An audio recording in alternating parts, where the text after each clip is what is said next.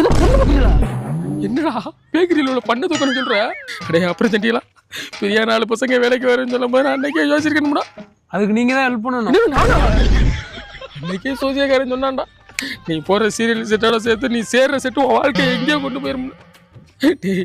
நான் எப்படிடா? ஏன்னா நீ ஒருத்த மட்டும்தான் இந்த மண்டபத்திலே எங்க வேணா போற ஒரே ஆள்.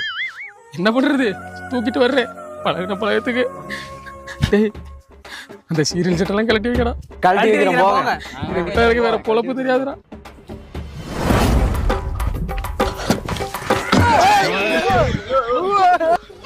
என்னடா பொண்ணுக்கு மூஞ்சல முடியா இருக்கு?